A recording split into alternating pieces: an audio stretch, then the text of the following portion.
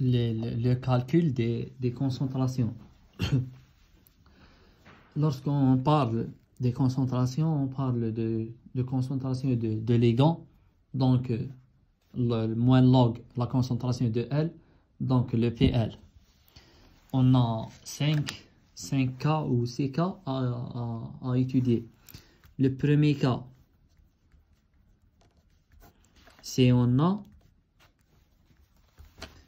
un seul complexe en solution. Et donc, la réaction de complexation ou dissociation du complexe, le donneur, il me donne l'accepteur plus L.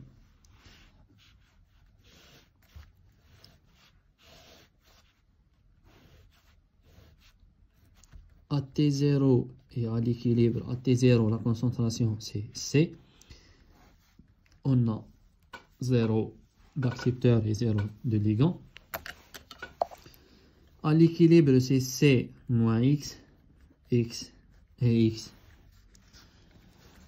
La réaction, toujours, elle est caractérisée par la constante de dissociation. Le KD est égal à la concentration de l'accepteur multiplié par la concentration du ligand sur la concentration du donneur. On a 3 cas selon la stabilité du complexe. Le premier cas, c'est le complexe est stable. Un complexe stable implique que sa dissociation est difficile. Donc à l'équilibre, on aura une petite quantité d'avancement d'avancement de réaction, donc X est égal à epsilon, ce qui implique que la concentration du donneur à l'équilibre est égale à C moins epsilon.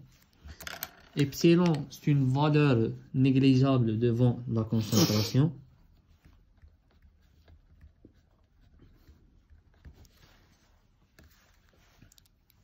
Donc, la constante de dissociation KD est égale à A fois L sur C.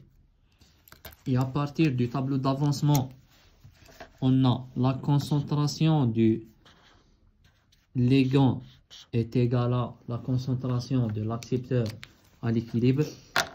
Donc, KD est égal à L au carré sur C. On veut déterminer la concentration de ligand, donc le PL. Concentration de ligand est égale à KD fois C sous la racine. Le PL, c'est moins log. La concentration de ligand est égale à PL. Est égale à 1/2 fois moins log KD moins log C. Donc le PL dans ce cas est égal à 1/2 moins log KD, c'est le PKD, moins log C.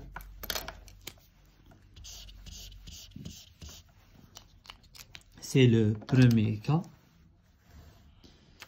Le deuxième cas, si le complexe est instable, si le complexe est instable à l'équilibre, la concentration du donneur est égale à epsilon. Donc, c'est une dissociation, on peut dire que c'est une dissociation totale. Il me reste que quelques taches ou quelques gouttes de donneur, donc du complexe. Donc, on aura une concentration de l'accepteur est égale à la concentration de ligand est égale à C. ce qui implique que le KD est égal à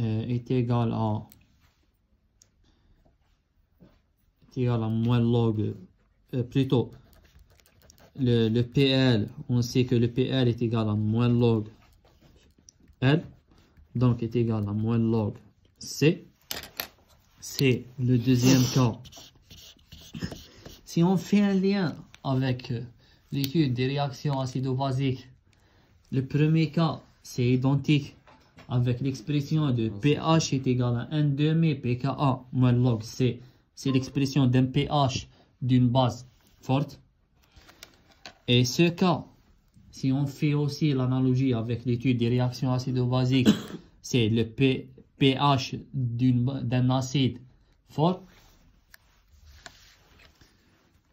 On a un troisième cas, c'est la dissociation est moyenne. Donc le complexe est moyennement dissocié. Un complexe moyennement dissocié.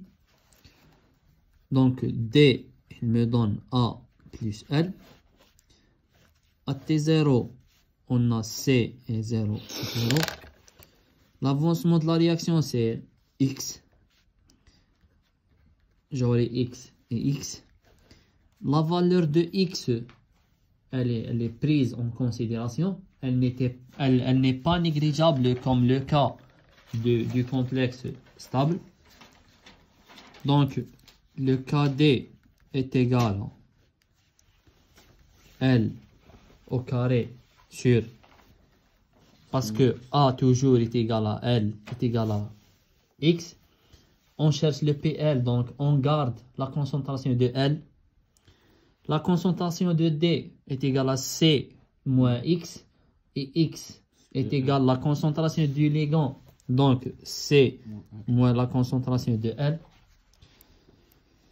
Donc le KD fois C moins KD fois la concentration de L est égal à L au carré, ce qui implique que la concentration du ligand au carré plus KD fois la concentration de L moins KD fois C est égal à 0. C'est une équation du second ordre. La résolution de cette équation, elle me donne, bien sûr, on fait le delta, puis la racine de delta, puis on cherche les deux valeurs de L. On trouvera une valeur positive et une valeur négative. On garde la valeur positive de L, puis on fait moins log L, et on aura une valeur de PL. Moins log L est égal à PL.